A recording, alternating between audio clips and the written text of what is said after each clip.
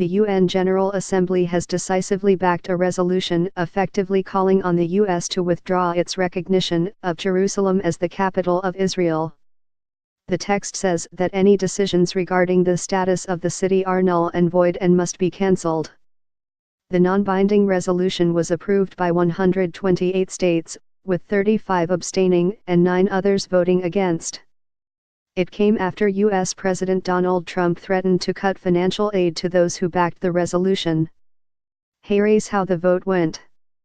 pic.twitter.com/conventionlgsrun. End of Twitter post by @MarkMcKinnon. The status of Jerusalem goes to the heart of Israel's conflict with the Palestinians. Israel occupied the east of the city in the 1967 Middle East War and regards the entire city as its indivisible capital. The Palestinians claim East Jerusalem as the capital of a future state, and its final status is meant to be discussed in the latter stages of peace talks.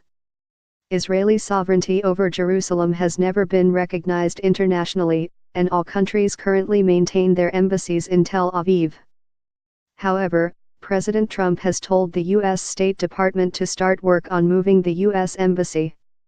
The 193-member UN General Assembly held the rare emergency special session at the request of Arab and Muslim states, who condemned Mr. Trump's decision to reverse decades of U.S. policy earlier this month. The Palestinians called for the meeting after the U.S. vetoed a Security Council resolution that was similar to the text approved on Thursday. The text put forward by Turkey and Yemen does not mention the U.S., but expresses deep regret at recent decisions concerning the status of Jerusalem. It also says any decisions and actions which purport to have altered the character, status, or demographic composition of the holy city of Jerusalem have no legal effect, are null and void, and must be rescinded in compliance with relevant resolutions of the Security Council. Israel's Prime Minister Benjamin Netanyahu had promised to reject the results of the vote, calling the UN a house of lies. Afterwards he said in a statement, Israel thanks President Trump for his unequivocal position in favor of Jerusalem and thanks those countries that voted alongside Israel, alongside the truth. A spokesman for Palestinian President Mahmoud Abbas called the vote a victory for Palestine. In a speech before the vote, U.S. Permanent Representative Nikki Haley stressed that the U.S. decision did not prejudge any final status issues, and did not preclude a two-state solution if the parties agreed to that.